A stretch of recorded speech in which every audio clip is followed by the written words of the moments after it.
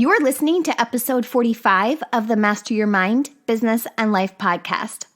Many of you listeners are either entrepreneurs, side hustlers, or even just passionate creatives who utilize the internet as an outlet to share your work.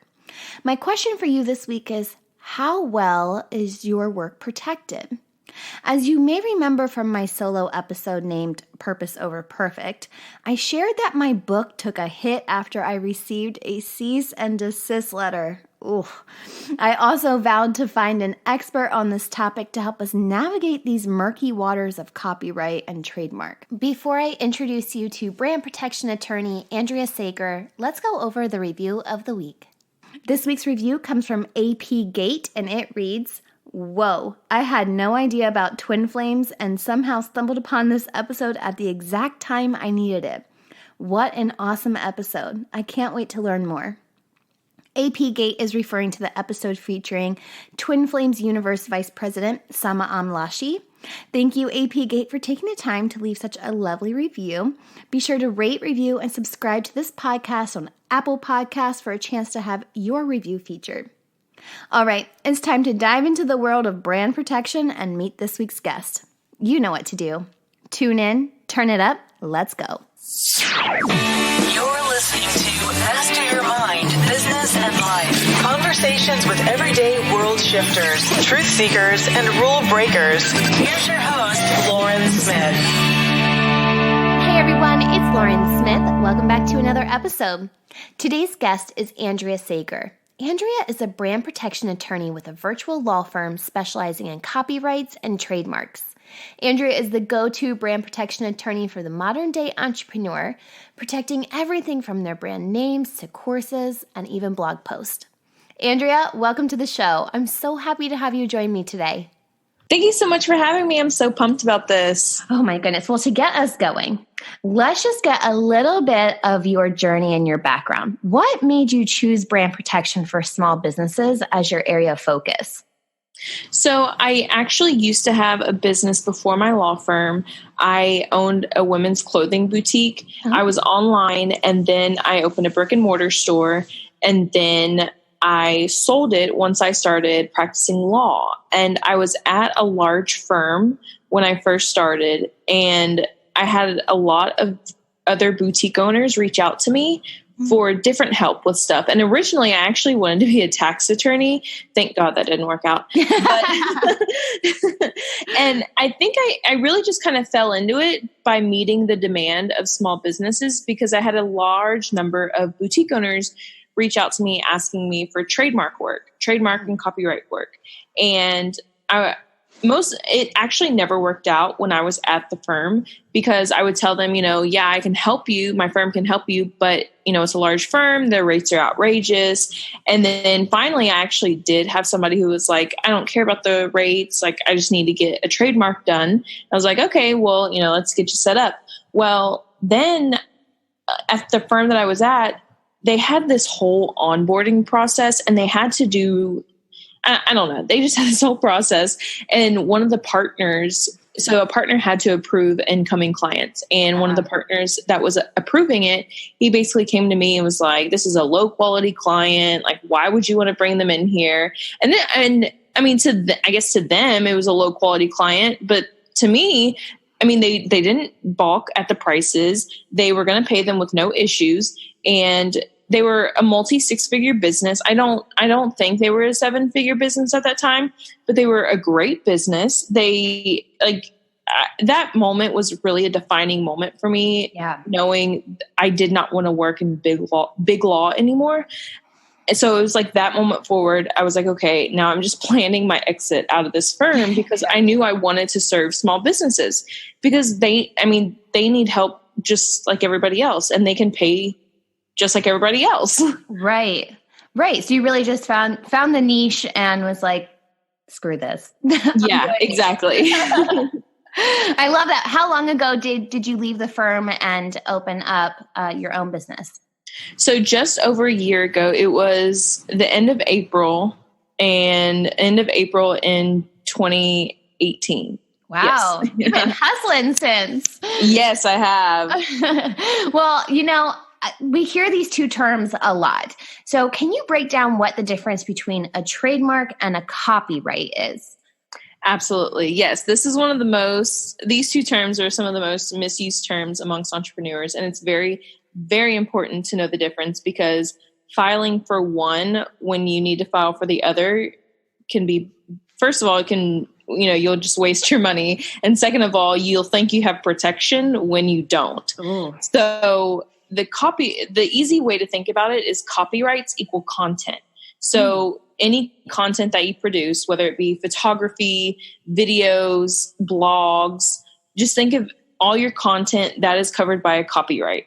And then for trademarks, that is all of your branding, anything that identifies your brand, your brand name, your logo, your slogan, any product lines, any new lines of services that you provide, anything that identifies you and your brand, that can be trademarked.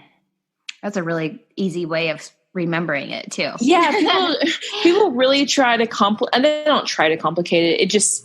It seems more complicated. Yeah. Yeah. And it doesn't have to be at all. So that's why I'm on this mission to really educate people and let them know it's not scary. It's totally doable. And it's easy to know the difference as long as you just actually take the time to get educated about it. Right. Well, Andrea, let me give you a little backstory real quick.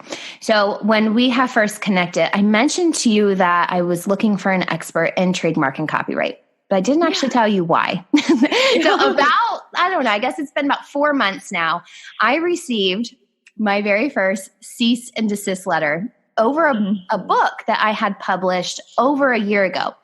I literally couldn't believe it when I got it. We were out the door. I was promised my kids ice cream, and I checked my email last minute, see that I have this letter. My heart sings, right? Tears fill my eyes. So after a year after the book had been published, someone had trademarked the term mind love, which was the title of my book. So the term didn't become an official trademark until about 3 weeks before I received that letter. And the application to the trademark wasn't submitted until about 2 months after I published the book. And I did a little bit of my own research, and I saw that she had backdated that term until I think 2017 or 16. So I knew I had two options. I could fight it, or I could surrender it and just change the title of my book. I chose the latter mostly because I was this is more cost effective. It seemed like a massive headache to me, right? So I was just right, this is a lot, clearly. And in my business sense, I'm someone's trying to build their brand around this term. To me, it was just, it's part of my brand, right? It's not my full brand. Right. So easier for me to change the book from Mind Love, Bite-Sized Thought Nuggets to Fuel Your Life, to Mindful Love, right? Just add on three little characters and boom, done. So when I told the audience about this, I promised the listeners that we would have an episode on trademarks and copyrights, because clearly, a business veteran like me still doesn't have it all under their belt. I know others, up and coming people may not know as well. So how do we as business owners know when we need a trademark? Yeah. So first of all, you're not alone with that story, because I actually work with some very big businesses, and you would be so surprised at how many of them have no protection whatsoever. And I'm how are you a multi-7-figure business and you don't have anything protected? It just blows my mind. Yeah. So, okay, this is a great question, because I actually get this all the time, because there are some people who are just starting out and they're okay, I want to, do everything right from the beginning. I want to be protected. Is now a good time? And honestly, it at the beginning may not be a good time, because if you're just testing the waters and you're just I don't know if I'm going to be in business, 6 months from now, I'm really just testing it, then that may not be the time to file your trademark. So I tell people, after you've been in business for a while and okay, this is a thing, I'm actually going to stick with this. I know this is, I'm going somewhere with this, then that's the time that you want to file a trademark. And I say that because most of the businesses that I work with, they don't have unlimited funds. So if you certainly do have, money to spend to protect yourself from the beginning, then absolutely it should be done from the beginning. But if you're just testing and you don't really know if it's going to work out, then just wait and see, because you do still have common law rights. And the common law rights provide you with a little bit of protection, but it's enough to get started. And basically, common law trademarks are enforced regionally. So if there's someone within your state, then that is using, what you are claiming to be your common law trademark, then you could still possibly send a cease and desist letter based on common law rights. Yeah. And then you also, besides the common law rights, what's best to be done from the beginning is the official trademark search, which is done through an attorney. And it's a comprehensive search. It runs everything, because trademark infringement doesn't just occur when it's the same exact name. It can be a similar name selling similar goods or services. So a lot of people think, okay, I can get away with having this plural or past tense or adding the to the beginning. But that's not the case, because trademark infringement occurs when there's consumer confusion, and consumer confusion can occur even when there is just a similar name, not just the same exact name. That makes sense. So if you're just starting out and you are just testing, but you kind of want to know, like, hey, am I going in the right direction? Well, run a trademark search. It's not expensive. You can get it done relatively quickly, and that will provide you with good peace of mind knowing that I'm not infringing on someone else's trademark. You may not have the rights, you don't have the registration, but you still know that you're not infringing on someone else's mark. Now, is the search different than just going to like the trademark website and typing it in? Is Absolutely. Okay. Yeah. So how does the search differ? I assume it's just more encompassing, a deeper search.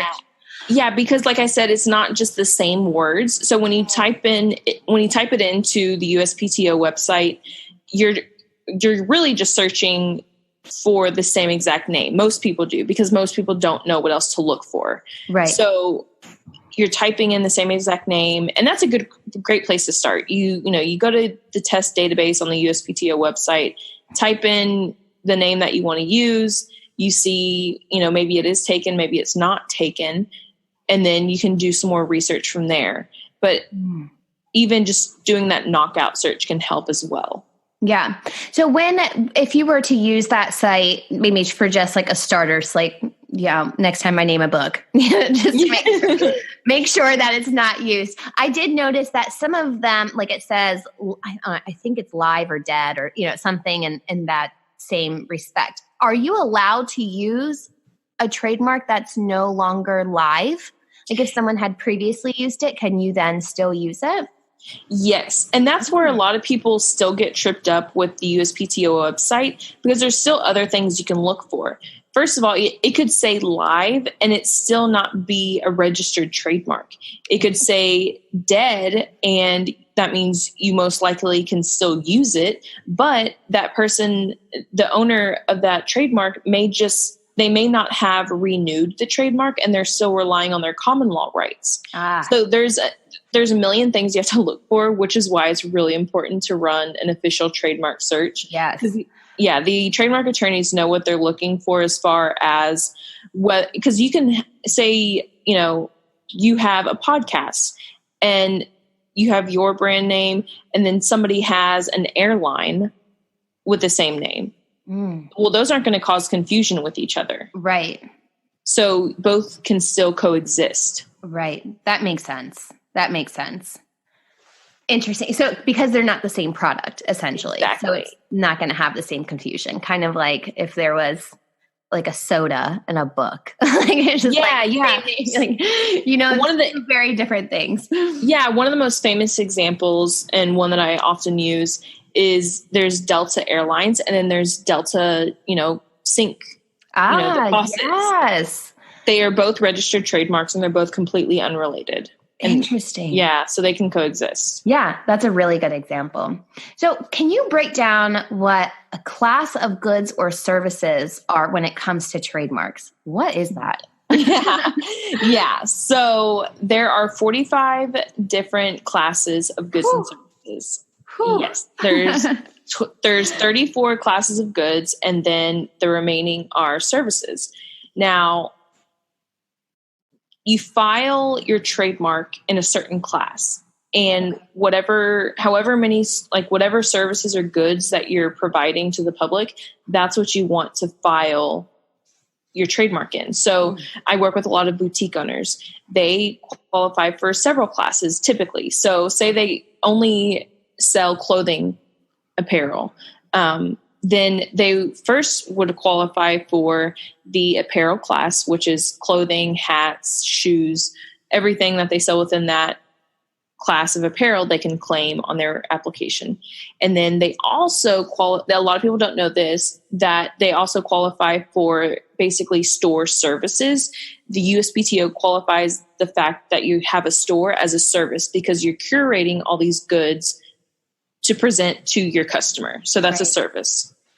And then if they sell jewelry, that's a different class.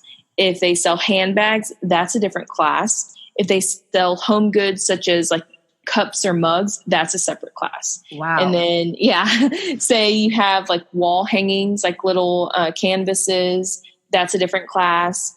So it can get, there can be a lot of different classes in there. How many is it unlimited that you can apply for within the classes? Yeah, absolutely. You can, as long as you sell in that class or you plan on selling in that class, then you can file in that class. So what happens if someone, say they have to, they're registering within, 10 classes, and one of those classes, let's say jewelry, is already trademarked by someone else? What happens then? So if it's the same exact name, then they will get a refusal for it. And they have to either try to figure out a way to overcome the refusal, or they just won't be registered in that class. Now, if it's not the same exact name, then they can also still try to overcome the refusal. You just have to provide a legal response, basic kind of like appealing a judge's decision. Right. That's kind of how it is. Or if they can't overcome it, then they just won't be registered in that class. Mm-hmm. And that doesn't necessarily mean that they have to stop selling in that class. But if the business who does have the trademark within that class, they get wind of everything, they can send you a cease and desist letter, and rightfully so, because they could sue you if you're still selling. Ugh, sounds like a headache. Yeah. Yeah. So you definitely need an expert on this, because I'm like, my mind is like, whoa. That's why we have people like you. Sure. We always need good people on our side to protect our brands. So we've talked a lot about trademarks, and I feel like that is like a rabbit hole we could continue to go down. But I know that there's also a lot of listeners who may need more copyright help. So when does it make more sense to have a copyright? So if you have your content, certainly photographers, I always suggest them filing before they publish the work, only because they have, they can register multiple works in an application. And so if there's a wedding photographer and they shoot, thousands of photos in one day, so the normal filing fee is $55 for a copyright. They don't want to file one photo and each photo and pay $55. Right. That's expensive. Yeah. So the Copyright Office recognizes that, and they have provided an easy option for photographers or anybody else that really has multiple works that are related, and they can be filed in a multi-work application. Now, when does it make sense to file? I honestly say anytime you're producing content, because the sooner that you file, the better it is for you. Because if you file before someone infringes, then you're eligible for what's called statutory damages if you find someone infringing on your copyright. Right. So I know we have a lot of listeners who they're creative entrepreneurs.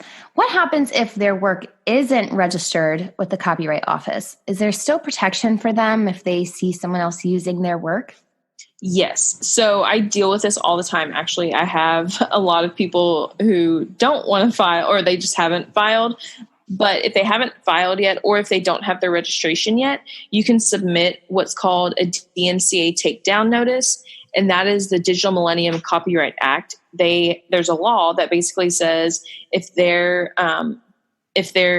is unauthorized use of the work, you submit a takedown, and that work is removed typically within 24 to 48 business hours.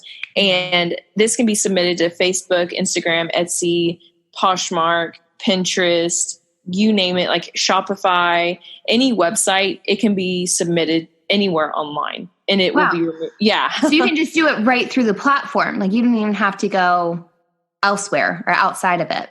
Correct. Interesting. Yeah, I know that there's a lot of people, I see it all the time, if they have, let's say, an Amazon store, and then those people will take the pictures from Amazon and use them on eBay. That happens a lot. And then like a lot of times you're not getting what you buy on eBay because it's not correctly exactly pictured. So that would kind of have the same thing. Someone could go to eBay and be like, whoa, those are my pictures. I do that pretty much daily. Oh my gosh. I can imagine, you say you work with a lot of boutiques. I could only imagine that happens a lot. People selling the same clothing that, they're getting in bulk, and it's easier to just take someone's picture than it is to take your own. Yeah. So let's kind of ride that wave for a second, because after, I don't know, nearly 10 years I worked in digital media, I saw and still see this happening, that, a lot of photographers, when we're scrolling on Instagram, you'll just see that one photo being used without their permission. And a lot of times people aren't doing it to be malicious, nor are they doing it with the intended purpose to copyright. I've seen it happen where someone will take someone's photo and give them credit, right? So like they'll tag them like photo by at so-and-so. And then they're like, that owner is like, hey, take my picture down. I didn't give you, the rights to use it. So how can we, I don't know, repost on Instagram without violating copyright? So this is a great question, because a lot of people do post the photo thinking and give credit, thinking if you give credit, it's okay. It is 100% not okay. It is still copyright infringement. But I know with Instagram, basically you can do like the Regram app, and their Instagram's terms of service and the app's terms of service carve it out to where it's not copyright infringement. Interesting. So by using Instagram and the Regram app, it can't be copyright infringement. Interesting. And that's because the Regram has their the name at the top, right? It says like Regram, the person's thing. So it's almost like watermarked on there. Like you can't take it off. Right. And then even if you don't give them credit in the caption, it's like still there on their photo, which in Regram, it takes their whole, for anyone who doesn't know what it is, it takes your entire caption from that post and puts it into a new post as well. So you would essentially be taking the original author's text and photo and reposting it as your own. Yes. Oh man. I feel like this is just like some murky waters. It's just like use your own stuff all the time. That's the easiest way to avoid any kind of infringement is just to be original. Be original, take your own photo, because photography and using photos from the internet, that's the easiest way for you to get in trouble. And it's the most, convenient way for you to commit copyright infringement. But just know, using any photos on Pinterest, Google, yes, they're there. They're pretty to look at, but they're not free for you to use. Yeah. And there's always so many great tools like Canva or stock photography, where if you have a Canva service, they give you so many free photos as part of the $12 a month that you pay. Even if you don't pay their business fee, you still have a wide variety of free photos that you can use for stock, or you just buy them for $1 for a one-time use. And that's a really good way, I think, to just play it safe. But there are also protections with those. I know as well, like some photos you can't use in your print material or something. Well, Canva has their terms of service, which basically says you can use they give limitations for like print. If it's going to be used for like 500 flyers, or you can't use it for more than 1,000 like printed materials. So they have their own terms of use and limits to what you can use them for. And if you go over those limits, then you have to pay extra. So it's really important that I feel like our audience also really pay attention to these terms of services on all of these different sites too. Yes. Oh, because that's like where all the information is that you probably need to know. Yeah. Oh my goodness. Oh my goodness. Well, I'd like to add on that I downloaded your Small Biz Vault with the 7 free downloads. And I had no idea there was such thing as a podcast guest consent contract. I just had no idea. I was like, dang, I've been doing this whole thing wrong. But I just want to thank you for bringing it to my attention and providing a great template. It's definitely something I'm going to be implementing ongoing. And I know if you're a business owner and you're listening, you will love this free collection of contracts that Andrea has given. Tell us a little bit more about what's included in that freebie of yours. Yeah, so I've curated basically 7 or 8 contracts that I know are most useful to small businesses. So the podcast guest consent, and actually you don't necessarily need the guest consent, but it basically is just, it allows you to provide set expectations. And it basically just allows both parties to really be clear on what the expectations are of each party. Yeah. So it's not necessarily like, hey, I'm going to sue you if you, don't abide by this guest consent, but it just provides better expectations. Guidelines. Yeah. Yeah. And let's see, what else is there? I know there is a model consent form, a brand rep consent. So if you are a product-based business and you're working with brand reps or models, you'll definitely want to be using those consents. Also, an influencer contract if you're working with an influencer. I get so many issues with arrangements between influencers and brands because they don't like to put things in writing. Really? Yes. And again, it's not like you're going to sue someone over it, right, but you want to have clear expectations. That's so surprising that they don't have this in writing. Yeah. Wow. But hey, you're giving them the template, so no excuses. Exactly. Oh yeah. I just was going through that and I was like, man, there's so many goodies in here. I also feel like when you're doing a model consent or you're an influencer of some sort, you almost have to have that in writing. Like what am I, as the influencer, going to be posting for you? How many times do I have to post it? Exactly. There are so many guidelines that you just have to have. And for a brand, you want to know what you're getting. You're paying, for the most part, you're paying the influencer. So why would you not have a contract with them? Yep. What? What? You'd be surprised. Oh my goodness. I'm sure it sounds like they keep you busy though. So no complaints there, right? Yeah. Oh my goodness. So Andrea, where can our listeners go to learn more about you and your services?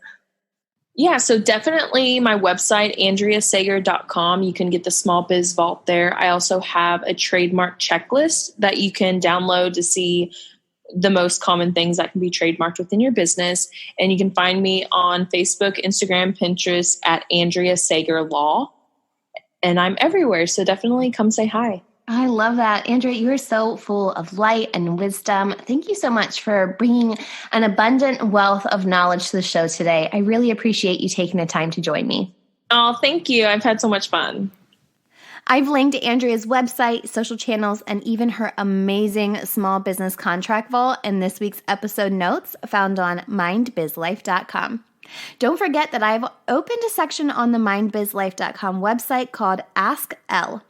Within this section, you'll find a form where you can submit your life or business questions for a chance to have them answered on the podcast.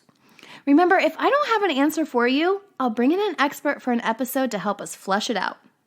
Be sure to connect with me on Instagram, Twitter, and Facebook at MindBizLife.